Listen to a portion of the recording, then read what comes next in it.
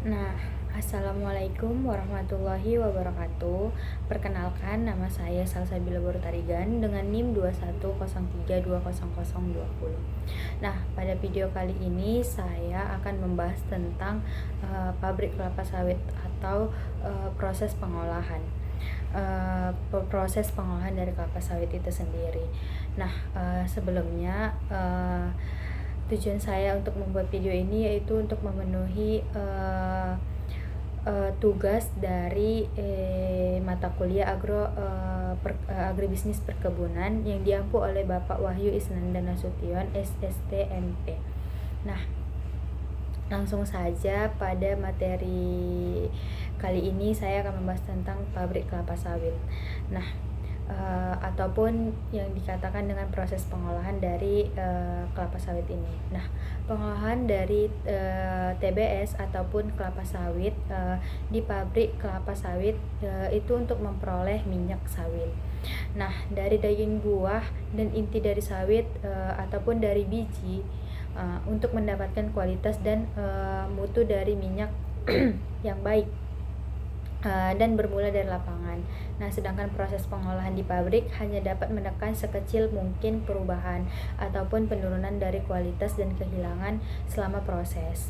Nah, pabrik tidak dapat memproduksi minyak lebih dari apa yang dikandung dari TBS. Nah, mutu dan rendemen hasil olahan sangat dipengaruhi oleh praksi panen dan ataupun tingkat dari kematangan buahnya. Nah, perlakuan dari TBS mulai dari panen, transport, dan proses pengolahan di pabrik akan menentukan kualitas dan kuantitas dari minyak yang dihasilkan. Nah, pabrik kelapa sawit ini memiliki kapasitas terpasang sekitar 45 ton per jam. Nah, untuk stasiun yang ada di PMKS Sesako ini yaitu studi kasus yang saya ambil. Yang pertama yaitu stasiun penerimaan buah, terus ada stasiun perebusan, stasiun penebahan, stasiun press, ada batch press, terus ada stasiun klarifikasi, terus ada stasiun kernel, ada water treatment, terus softener plant, baru ada stasiun boiler, kamar mesin, terus dan yang terakhir ada pengolahan limbah. Terus untuk di jembatan timbang ini yaitu jembatan timbang yang merupakan alat yang sangat vital dalam sebuah pabrik kelapa sawit. Nah, yang menjadi bagian terdepan di mana didapat data dari TBS yang masuk ke pabrik dan keluarnya produk yang dihasilkan. Nah, fungsi dari jembatan timbang inilah untuk menimbang truk agar diketahui tonase dari tandan buah segar yang masuk ke pabrik dan tonase dari produksi CPO. Nah, janjang kosong serta cangkang yang akan dijual. Nah, setiap truk mengangkut TBS yang tiba di pabrik segera ditimbang terlebih dahulu di jembatan timbang. Nah, ada bagian-bagian lain yang terkait dengan timbangan. Nah, dalam proses pengoperasiannya ada beberapa prosedur yang harus diperhatikan. Nah, yang pertama ada platform timbangan dan pinggiran dari jembatan yang harus bersih dari segala kotoran di setiap harinya. Terus yang kedua itu ada dipastikan bahwa posisi dari kendaraan di timbangan itu berada di tengah-tengah timbangan. Nah, yang ketiga itu ada dipastikan mesin truk dimatikan pada saat penimbangan dikarenakan getaran dari mesin dapat mempengaruhi hasil dari penimbangan dan supir harus turun. Terus ada selanjutnya ada security harus memeriksa dari muatan dari truk. Terus dilihat dari bahan bakunya. Nah, untuk mengolah bahan baku berupa TBS yang berasal dari kebun sendiri, kriteria yang harus dimiliki dari TBS ini yaitu seperti bahan baku berupa TBS jenis Tenara dan Dura. Nah, Kualitas dari bahan baku ini diolah di pabrik yang sangat berpengaruh sekali terhadap kualitas dan kuantitas dari CPO yang akan dihasilkan. Nah, bila buah yang diproses dalam pabrik kurang matang, maka pembentukan dari minyak dalam buah itu belum maksimal sehingga rendemen dari minyaknya itu rendah. Nah, sedangkan buah yang busuk di samping rendemen minyaknya sudah turun dan juga kadar asam lemak bebasnya juga tinggi. Nah, selanjutnya ada sortasi dari TBS. Nah, sortasi ini yaitu adalah penentuan dari kualitas dan dari TBS tersebut yang masuk ke pabrik ke pabrik dengan cara pemilihan satu persatu secara acak. Nah, fungsi dari sortasi ini adalah sebagai alat kontrol untuk mengetahui tingkat kematangan buah sesuai dengan standar kematangan buah. Terus yang kedua yaitu membantu tercapainya rendemen pabrik dengan melihat mutu buah yang masuk ke pabrik dan bagaimana sistem perubusan ini dilakukan. Terus ada penyortiran dari buah di luar dari kriteria. Nah, terus yang selanjutnya ada loading ram. Nah, loading ram ini adalah tempat di mana truk akan melakukan pembongkaran TBS. Nah, fungsi dari loading ram ini adalah yang pertama, tempat penampungan TBS sementara dan sebagai tempat untuk dilakukannya sortasi TBS sebelum dilakukan proses lebih lanjut. Nah, yang kedua itu adalah sebagai tempat untuk mengurangi kadar kotoran pada TBS. Yang ketiga sebagai tempat penuangan TBS ke dalam lori.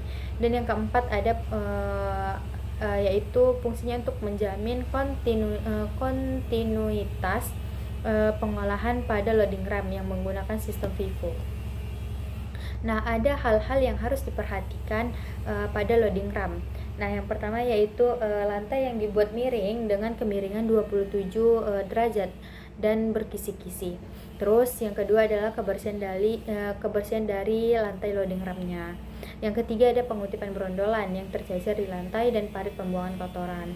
Yang keempat ada dalam hal tandan buah maupun berondolan terpaksa dituang di atas pelantaran dan harus dihindarin agar tidak terlindas oleh kendaraan. Nah, pada stasiun loading ram ini terdapat beberapa alat pendukung. Yang pertama ada lori TBS, yaitu alat untuk mengangkut TBS dari loading ram menuju rebusan. Terus lori ini juga sebagai wadah untuk merebus TBS di sterilizer. Nah, faktor-faktor yang perlu diperhatikan dari lori untuk mencapai kinerja optimalnya yaitu yang pertama, pengisian lori dilakukan secara optimal agar mencapai kapasitas. Yang kedua yaitu dudukan dari lori ini harus tepat di atas rail agar tidak terpeleset dan jatuh. Terus yang ketiga ada roda lorinya itu agar tetap berjalan lancar. Terus yang keempat, gandengan dari lori ini harus baik dan benar agar berfungsi sebagaimana mestinya. Selanjutnya ada capstan. Nah, capstan ini adalah alat yang digunakan untuk menarik lori yang telah berisi TBS ataupun lori yang kosong baik keluar maupun masuk. Terus ada ball run atau capstan yang berfungsi untuk menandu ataupun mengarahkan tali baja bila akan menarik dan memasukkan lori ke salah satu jalur rail track yang diinginkan dan juga untuk mempermudah kerja. Terus yang selanjutnya ada transfer carriage dan mobil can travel, yaitu adalah alat yang digunakan untuk memindahkan lori yang telah berisi TBS dari loading ram untuk dipindahkan ke jalur rail rebusan. Dan juga untuk memindahkan lori keluar dari rebusan menuju ke rail travel. Nah, untuk mobil cantilevernya ini adalah alat yang digunakan untuk berupa rail yang dapat bergerak maju mundur.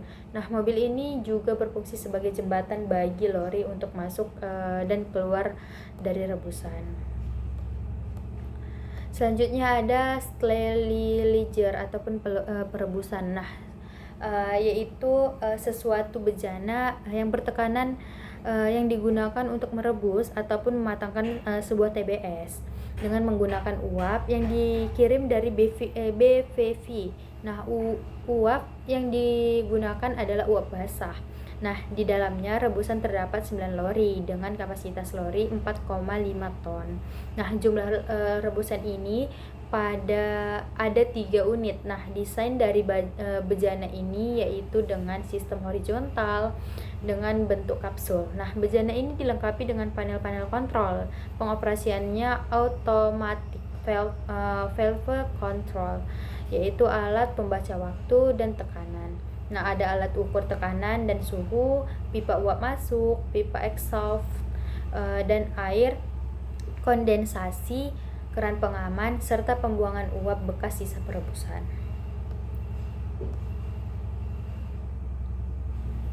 Nah, untuk waktu perebusan itu sendiri dibedakan antara buah kebun dari sendiri ataupun buah restan dan buah pembelian dari pihak ketiga. Nah, lama perebusan dari buah kebun sendiri itu sekitaran 80 menit. Untuk buah yang restan yaitu sekitaran 90 menit, dan untuk buah yang dari luar yaitu sekitaran 95 menit. Nah, untuk sistem perebusan ini menggunakan sistem 3 puncak, yaitu tujuan dari perebusan ini yaitu yang pertama memperlambat perkembangbiakan enzim lipase maupun enzim-enzim lainnya yang dapat mengakibatkan hidrolisa dari minyak. Terus yang kedua, untuk membantu proses pelepasan brondolan dari spiket yang akan mempermudah proses pemipilan. Terus yang ketiga yaitu menurunkan kadar air dalam buah. Yang keempat adalah mematangkan daging buah agar partikel dari minyak dapat mudah terurai dan minyak lebih mudah keluar selama proses perebusan. Terus yang kelima itu ada proses melepas serat dari biji, yaitu penetrasi uap yang cukup baik akan membantu proses pemisahan serat precurve dengan biji yang dipercepat oleh proses hidrolisir. Nah, yang keenam itu ada mempermudah pelepasan inti dari cangkangnya. Nah, kegagalan dari fungsi ini yaitu pada prosesnya yang pertama enzim tidak efektif untuk dinonaktifkan. Terus yang kedua yaitu daging buah belum melunak. Yang ketiga yaitu daging buah lonyot sehingga minyak dalam air itu kondensasinya sangat tinggi. Nah, yang keempat itu ada brondolan tidak terpipil dalam tracer. Yang kelima, waktu perebusan tidak kontinu. Yang keenam adalah siklus perebusan tidak lancar. Nah, jenis-jenis yang mempengaruhi kegagalan itu yaitu yang pertama temperaturnya itu terlalu rendah. Terus yang kedua itu kurangnya uap yang masuk. Yang ketiga yaitu kurangnya waktu perebusan. Keempat, uap yang masuk terlalu tinggi. Kelima yaitu waktu perebusannya itu terlalu lama. Yang ketujuh itu ada prosedur perebusannya itu tidak dijalankan dengan benar. Terus selanjutnya ada grafik kontrol yang tidak digunakan dengan baik, dan yang terakhir ada operatornya yang tidak disiplin. Nah, selanjutnya itu ada beberapa faktor yang harus diperhatikan dalam perebusan, yaitu yang pertama ada pembuangan udara. Nah, dalam pembuangan udara itu perebusan harus dibuang karena udara adalah penghantar panas yang buruk. Nah, udara ini merupakan penghantar panas yang lambat dan berpengaruh negatif terhadap proses perebusan. Terus selanjutnya itu ada upaya untuk memperkecil jumlah udara dalam perebusan itu. Yang pertama mengatur isi lori agar buah disusun penuh sesuai dengan kapasitas lori. Terus yang kedua itu melakukan deaerasi, yaitu pembuangan udara dari bejana dengan cara mengeluarkan udara melalui pipa saluran kondensat dengan bantuan tekanan uap yang masuk ke dalam sterilizer. Terus selanjutnya yaitu pembuangan air konsentrat, yaitu uap yang terkonsentrat berada pada dasar bejana rebusan yang dapat menghambat dari proses perebusan. Nah, air yang terdapat dari rebusan akan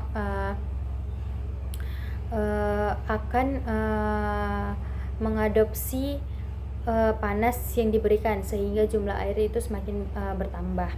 Selanjutnya ada pembuangan uap. Nah, pembuangan uap ini dilakukan sesuai dengan sistem perebusan. Nah, uap yang dibuang melalui cerobong pada bagian atas dengan pipa yang berukuran sekitar 8 inci. Selanjutnya yaitu waktu perebusan. Nah, di waktu perebusan ini apabila terlalu lama maka akan membuat buah menjadi rusak.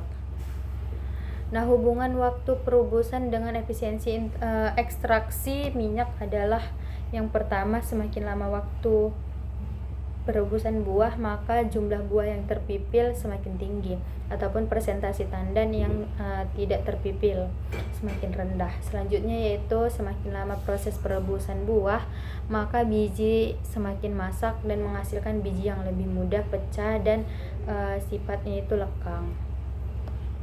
Selanjutnya yaitu ada penyaluran uap yang masuk. Nah, yaitu dilakukan dengan dua metode, yaitu ada metode manual yang kesemuanya itu kejadian pemasukan uapnya itu pengeluaran uap dengan konsentrat menggunakan tenaga manusia. Untuk metode yang kedua yaitu automatisasi, yaitu yang menggunakan bantuan alat yang diprogramkan. Nah, pada perusahaan manual ini dilakukan dengan keran globe valve. Nah, selanjutnya itu ada cara pengoperasian perebusan. Nah, pada proses proses perebusan ini tekanan uap sekitaran 2,8 sampai 3,0 kg per cm kubik dengan temperatur 120 sampai 130 Celcius. Nah, waktu perebusannya sekitaran 90 sampai 95 menit. Terus keran ekshaustnya dalam keadaan tertutup. Terus ditutup kembali keran kondensatnya dan naikkan tekanan mencapai 1,5 kg per cm kuadrat selama 10 menit. Nah, terus buka keran uap yang masuk sehingga tekanan menjadi 2 kg per cm kubik selama 11 menit. Terus buka uap yang masuk selama 18 menit sehingga tekanan mencapai 2,8 sampai 3,0 km per cm kubik. Nah, dengan cara yang sama juga selama masa tahan 40 sampai 45 menit. Nah, perhatikan tekanan 2,8 sampai 3 kg per cm kubik dengan temperatur 130 derajat Celcius.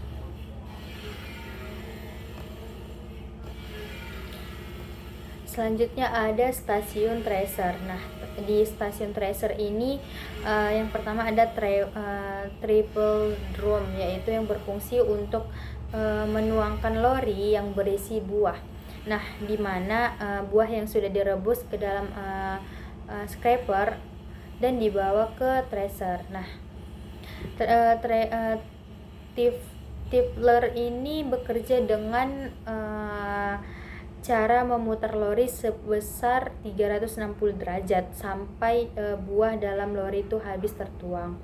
Nah, tippler ini digunakan secara terus-menerus sesuai dengan jalannya proses pengolahan dalam pabrik. Nah, untuk volume yang dituangkan ke feed box ini harusnya diatur agar buah yang masuk ke tracer ini dapat merata dan memenuhi dari kapasitasnya. Dan yang kedua itu ada feed box conveyor, yaitu yang berfungsi untuk membawa buah yang direbus menuju ke drum tracer untuk dilakukan proses pemipilan. Nah, selanjutnya itu ada distributing feed tracer. Nah, distributing feed tracer ini berfungsi untuk mengatur masuknya umpan feeding atau tandan buah yang telah direbus ke dalam drum tracer agar tidak terjadi umpan masuk yang berlebih. Nah, dan akan mengakibatkan tidak sempurnanya proses pemipilan. Selanjutnya ada penebahan. Nah, penebahan ini berfungsi untuk pemisahan brondolan dari janjangan dengan cara mengangkat dan membanting serta mendorong ataupun membawa janjangan keluar. Dengan putaran drum tracer ini sekitar 23 RPM, brondolan akan terpisah dengan janjangannya akibat dibanting dan jatuh kembali, lalu dibanting kembali dan jatuh. Nah, adapun faktor-faktor yang mempengaruhi efektivitas dari kerja tracer ini, yang pertama putaran dari tracer itu sekitaran 23 RPM. Terus yang kedua itu pengaturan buah yang masuk ke dalam alat penambahan dan disesuaikan dengan kapasitas alat. Terus yang ketiga ada ketinggian bantingan tandan buah rebus di dalam drum untuk perebusan yang sempurna dalam ketinggian bantingan cukup sekitar 1,2 meter. Hal ini diperoleh dengan putaran drum yang sesuai dengan 23 RPM. Terus untuk kemiringan spinkel dan jumlah pisaunya, pelemparan kebersihan dengan jarak kisi-kisi sisi drum. Untuk efektivitas racer ini dapat dilihat dari USIF, yaitu brondolan yang sudah lepas dari spinkel tetapi tidak mau keluar dari tandan. Terus yang kedua ada oil pada janjangan kosong. Terus ada yang namanya empty batch, yaitu janjangan kosong yang akan terdorong dari tracer dan masuk ke horizontal empty batch, yang kemudian janjangan kosong itu ke inclined empty batch conveyor, yang kemudian akan masuk ke batch concealer yang untuk dilakukan pengilasan janjangan. Nah, selanjutnya ada batch cruiser, yaitu yang berfungsi untuk menggilas janjangan yang dari tracer nomor 1 dan 2, kemudian janjangan tersebut akan dilakukan kembali pemipilan di tracer nomor 3, gunanya untuk mendapatkan sisa brondolan yang masih melekat pada janjangan agar dapat meminimalisir proses tersebut. Nah, selanjutnya ada stasiun batch press, yaitu batch press itu adalah janjangan kosong yang keluar dari tracer nomor 3 kemudian jatuh ke horizontal empty yang menuju ke batch press. Nah, batch press ini berfungsi untuk memeras janjangan kosong yang masih mengandung minyak. Nah, kemudian hasil dari penyaringan ini ditampung ke COT. Pada COT ini dilakukan pengendapan crude oil yang selanjutnya akan dipompakan ke CST. Janjangan yang sudah dipres akan dibawa ke insinerator untuk dibakar. Nah, yang kedua ada CST batch press. Nah, itu dilakukan dalam pemisahan minyak dengan sludge. Dalam pemisahan ini dilakukan dengan menggunakan air panas. Nah, suhu yang optimal dalam CST ini sekitaran 80-85 derajat Celcius. Nah, apabila mencapai 95-100 derajat Celcius, minyak akan mendidih dan akan menimbulkan buih sehingga pemisahannya tidak akan sempurna. Nah, pada proses ini kemudian akan diolah kembali dengan dipompanya menuju vibrating screen pada proses. Sedangkan minyak yang akan terkutip selanjutnya akan ditampung di oil tank.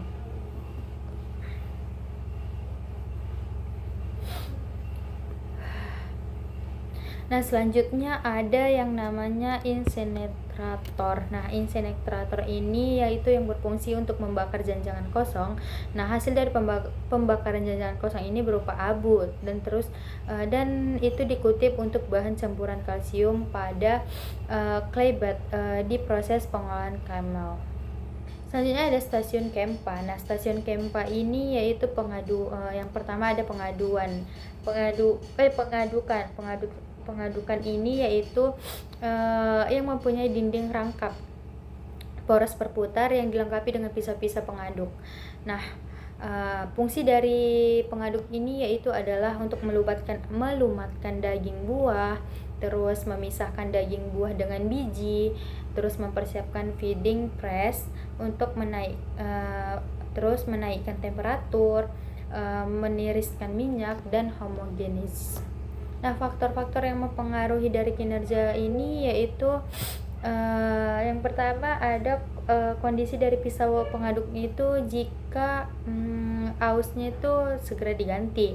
Terus level dari volume buahnya itu digeser minimal berisi 3 sampai 4. Terus temperaturnya itu dijaga pada suhu 90 sampai 95 derajat Celcius. Yang keempat ada kebersihan dari batang flat. Yang kelima ada kematangan dari buah yang sudah direbus. Terus yang keenam kecepatan dari pengadukan yaitu sebesar 25 rpm. Terus kondisi dari flat circuit ini penahanan pada dinding di pengadukan. Yang ke-8 ada waktu pengadukan sekitaran 15 sampai 20 menit. Selanjutnya ada pengempaan. Nah, pada pengempaan ini yaitu berfungsi untuk mengeluarkan minyak dari daging buah dengan cara mengepres. Nah, proses ini dilakukan dengan menggunakan tekanan screw yang ditahan oleh kon. Daging buah diperas sehingga melalui lubang-lubang fresh cake. Minyak dipisahkan dari serabut dan biji. Nah, ada pun faktor-faktor yang mempengaruhi dari kerja fresh ini, yaitu yang pertama kondisi dari worn ataupun main screw press, yaitu yang kedua itu tekanan kon, yang ketiga kematangan dari buah yang direbus, keempat ada kebersihan dari fresh cake, yang kelima itu ada air dilusi yang berfungsi untuk mempermudah proses pemisahan minyak dari buah dan daging. Ada hal-hal yang perlu diperhatikan dalam proses presnya ini, yaitu ampas kempanya itu harus dikeluarkan merata. Terus yang kedua itu tekanan hidroliknya pada akumulator 38 sampai 50 kg per cm kubik. Terus bila cryo pressnya ini harus berhenti lama.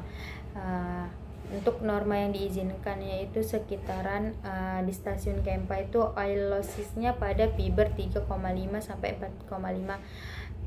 Untuk oil losses pada bijinya itu maksimal 1%.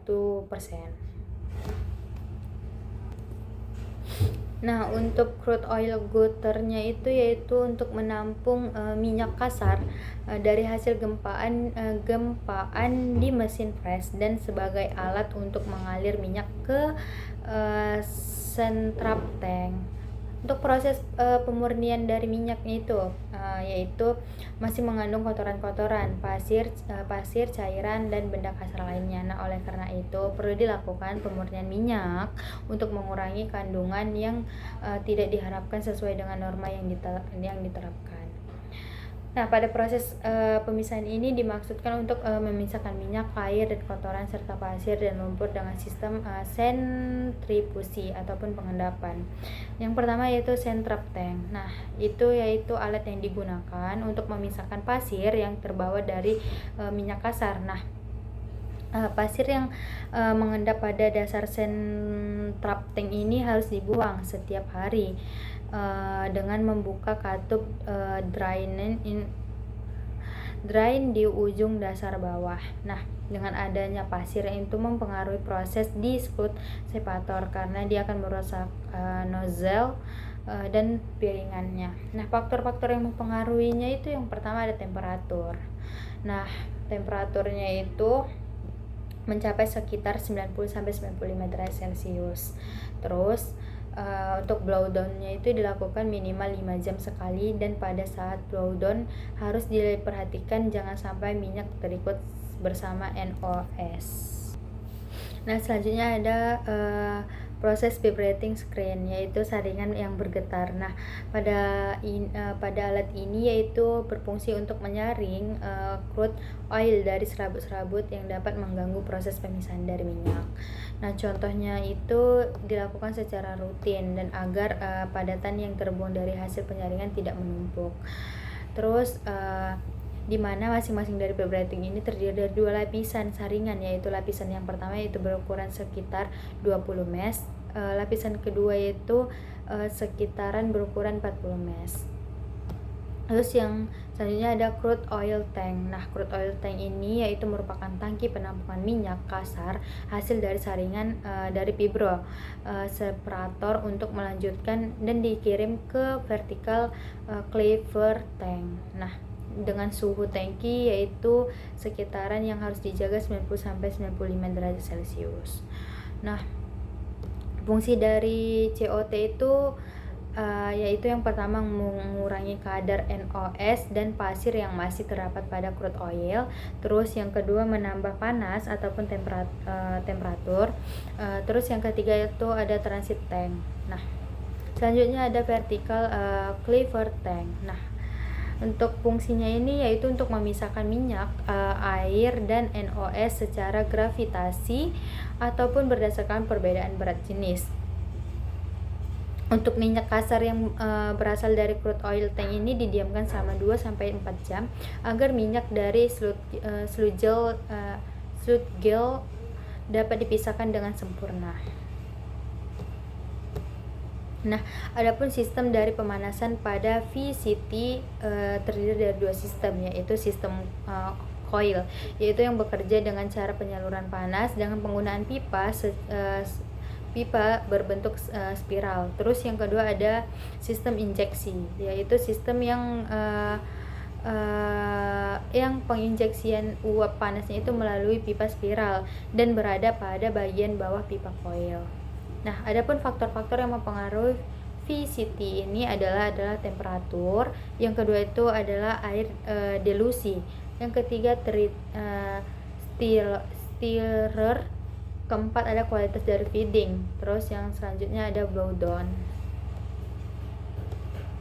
Nah, untuk oil tank. Nah, oil tank ini berfungsi untuk pengendapan kotoran dan sebagai wadah penampungan sebelum minyak masuk ke vacuum driver. Nah, kebersihan dari tank ini perlu dijaga agar mempengaruhi mutu dari kadar kotoran dan minyak. Nah, untuk faktor-faktor yang mempengaruhi dari kinerja oil tank ini adalah yang pertama, temperaturnya itu harus sekitar 90-95 derajat Celcius. Terus kondisi steam coil. Yang ketiga itu kekentalan dari minyaknya. Nah, norma yang diharapkan dari hasil perlakuan pada alat ini yaitu untuk kadar airnya itu maksimal sekitar 0,5%, untuk kadar kotorannya itu maksimal sekitar 0,3%. Selanjutnya ada floater tank. Nah, floater tank ini adalah yang berfungsi untuk menjaga pengumpanaan ke vacuum driver. Nah, agar tetap vakum sehingga dapat bekerja secara optimal. Nah, untuk vacuum driver ini yaitu berfungsi untuk mengurangi kadar air dalam minyak. Terus minyak yang masuk akan disemprot ke dalam vakum dan uapnya. Nah, akan terhisap ke atas. Nah, minyak yang telah bersih keluar dari batan vakum dan selanjutnya dipompakan ke Sludge tank menggunakan oil transfer pump. Faktor-faktor yang mempengaruhi operasi vakum ini yaitu kebocoran, terus kuantitas dan kualitas dari feeding, terus kondisi dari nozzle, ada tekanan vakum sekitaran 760 mmHg. Terus ada temperatur sekitaran 90-95 derajat Celcius, terus ada kehampaan. Nah, untuk selanjutnya itu ada sludge separator. Nah, yaitu yang berfungsi untuk mengutip dan memisahkan minyak yang masih terkandung di dalam sklut. Nah, hal-hal yang harus diperhatikan dalam pengoperasiannya itu suhunya itu termasuk harus dikontrol sekitaran 90-95 derajat Celcius. Terus yang kedua penambahan air, untuk dilusi harus menggunakan air panas. Terus setiap 4 jam dilakukan pencucian bowl. Selanjutnya itu ada pembersihan dan pemeriksaan yang menyeluruh dilakukan setiap hari. Nah, selanjutnya ada reclaimed tank. Nah, reclaimed tank ini yaitu yang menampung minyak hasil dari sklut separator ini. Nah, untuk sklut drying tank ini yaitu yang berfungsi sebagai tempat pengutipan minyak blow down, yaitu dari sludge tank, vapor tank, terus sand cloud. Terus ada sklut feed. Nah, sklut feed ini yaitu yang digunakan untuk menampung seluruh buangan sklut selama proses minyak hasil dari penguripan yang dipompakan lagi ke VCT Nah, selanjutnya ada fat feed. Nah, fat feed ini yaitu yang berfungsi sebagai menampung screwed gel dari screwed feed parit untuk klarifikasi. Nah, itu tempat proses pengutipan minyak terakhir sebelum dibuang ke limbah. Selanjutnya ada stasiun pengolahan kernel, yaitu stasiun campuran ampas dan biji yang keluar dari kernel press diproses kembali di stasiun kernel untuk menghasilkan cangkang dan fiber yang digunakan sebagai bahan bakar boiler. Terus kernelnya itu sebagai hasil produksi yang siap dipasarkan. Nah, untuk cake breakernya itu sesuatu alat yang mempunyai pisau-pisau pemecah, dan dalamnya itu cake yang diaduk-aduk sehingga ampas yang lebih ringan akan mudah dipisahkan dari bijinya. Nah, itu berfungsi sebagai menghantarkan ampas dan biji dari press ke deferricator. Terus yang kedua, memecahkan gumparan cake. Faktor-faktor yang mempengaruhi kinerjanya yaitu kualitas dan kuantitas umpan, terus putaran dari cake breaker conveyor, terus diameter dari cake breaker vampire, terus jumlah dari pedal. Nah, selanjutnya ada deferricator. Nah, itu yang berfungsi untuk memisahkan fiber dengan nut dan membawa fiber itu untuk menjadi bahan bakar boiler. Nah, pemisahan ini dilakukan dengan hisapan dari fiber clay clone dengan pengaturan dari air lock-nya. Faktor-faktor yang mempengaruhi efektivitas dari kerja deferricator ini adalah yang pertama, kualitas dan kuantitas umpan, terus daya hisap dari blower, terus air lock pada fiber clay clone, terus kondisi dari fan, kebersihannya, jarak antara cake dengan nut polishing drumnya, terus pengaturan dari ventilasi. Selanjutnya ada nut polishing drum, yaitu sesuatu drum yang berputar untuk mempunyai plat-plat pembawa yang dipasang miring pada dinding bagian dalam dan pada porosnya. Untuk kecepatan putaran drumnya itu yaitu sekitaran 26 sampai 28 RPM. Fungsinya itu untuk membersihkan biji dari serabut-serabut yang masih melekat, terus membawa nut dari deferricator ke nut transport, terus memisahkan nut dari sampah. Untuk faktor-faktornya itu yang mempengaruhi efektivitasnya, kondisi plat pengarah atau pengangkat, terus kecepatan putaran drum, diameter dan panjang drumnya, diameter lubang penyaring, terus jumlah lubang dan penyaring, kualitas dan kuantitas umpan, terus kebersihannya. Terus ada nut transport fan, yaitu yang berfungsi untuk menghisap nut yang jatuh dari polishing drum menuju nut grading drum. Nah, nut transport fan ini dilengkapi dengan clay clone dan blower untuk menghisap nut. Untuk nut grading drum, nah ini yang berputar mempunyai plat-plat pembawa dan dipasang miring pada dinding-dinding bagian porosnya. Nah, selanjutnya ada nut silo. Nut silo ini yaitu yang berfungsi sebagai tempat penyimpanan sementara nut sebelum diolah pada ripple mill.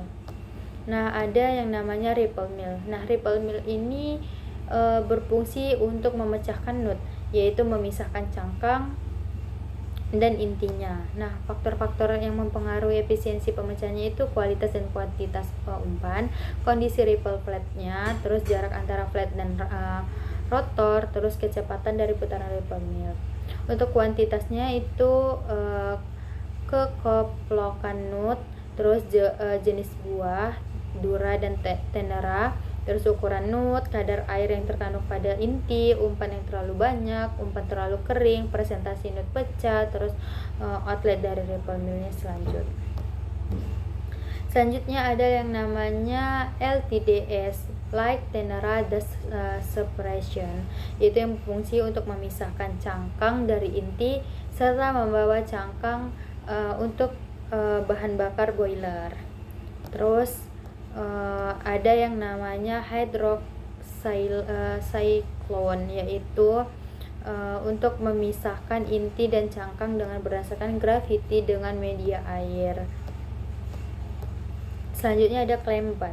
Klembat ini fungsinya untuk memisahkan cangkang ke kernel pecah yang besar dan beratnya hampir sama. Nah, proses pemisahan ini dilakukan berdasarkan kepada perbedaan berat jenis cangkang dengan intinya. Selanjutnya ada kernel silo. Kernel silo ini berfungsi untuk mengurangi kadar air yang terkandung dalam inti produksi. Nah, pengeringan ini dilakukan dengan cara menghembuskan udara panas dari stream heater. Nah, selanjutnya ada kernel storage. Nah, itu yang berfungsi sebagai tempat penyimpanan inti dari produksi sebelum dikirim dan dijual. Selanjutnya ada external water treatment. Nah, yaitu ada raw water treatment, yaitu yang berasal dari waduk di sekitaran pabrik dan air dari waduk Abdeling 1 yang masih mengangkat zat-zat padat yang harus dibersihkan sebelum demineralisasikan. Terus ada clarifier tank. Nah, yaitu cara pengendapan air di suatu bak yang diberi sekat dengan aliran overflow dan underflow dengan tujuan untuk menjebak zat padat yang terbawa dari waduk tersebut. Selanjutnya ada bak water basin. Nah, itu yang berfungsi untuk mengendapkan vlog-vlog dari clarifier yang belum sempat mengendap. Selanjutnya ada filtration, yaitu dengan tujuan menghilangkan berbagai zat ataupun material yang terbawa dari flokulasi dan koagulasi dengan cara penyaringan melalui lapisan pasir dan batu apung.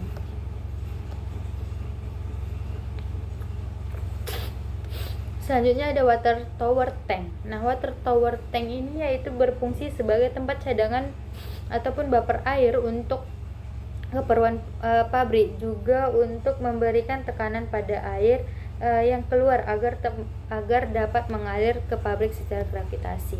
Selanjutnya ada proses softening ataupun proses pelunakan, yaitu proses untuk menghilangkan garam-garam kalsium dan magnesium dalam air dengan sistem penukaran ion.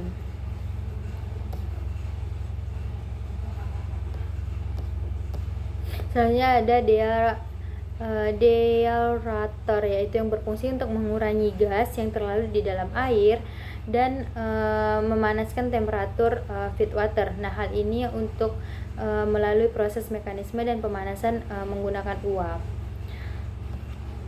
Selanjutnya ada yang namanya pengendalian kerak. Nah, untuk pengendalian kerak ini yaitu terjadinya transfer panas yang maksimum dan di daerah yang siklusnya itu buruk. Yang ketiga ada pengendalian carrier over atau foaming, yaitu yang menyebabkan kerak pada superheater dan akibatnya rusak dan terdapat deposit pada blade turbinnya. Selanjutnya ada stasiun boiler. Nah, stasiun boiler ini adalah alat untuk menghasilkan uap yang fungsinya itu untuk mengkonversi ataupun mengubah energi yang berupa fiber dan sel menjadi energi panas di dalam ruang bakar ataupun dapur pembakaran yang terdapat pada boiler. Selanjutnya ada kelengkapan boiler itu yang pertama ada ruang pembakaran, kedua ada drum atas ataupun stream drum, terus ada drum bawah, ada forced drum pump, ada pipa-pipa air, ada secondary forced driven fan, ada full feeder fan atau ada pendulum, terus ada induced draft pump, terus ada rotary feeder fan, ada door screener, ada alat-alat pengamanan. Terus selanjutnya ada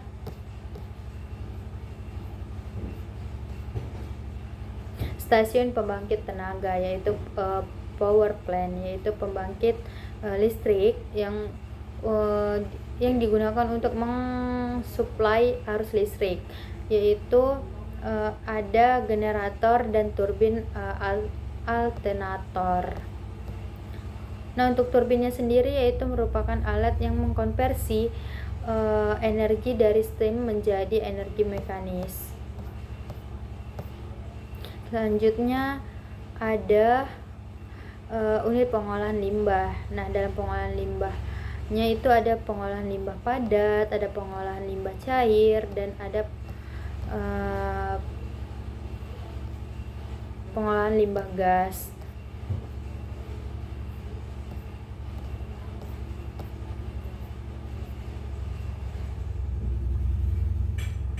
Dan mungkin itu saja sih yang dapat saya sampaikan untuk materi kali ini. Mungkin cukup sekian dan terima kasih. Wabillahi taufiq wal hidayah. Wassalamualaikum warahmatullahi wabarakatuh.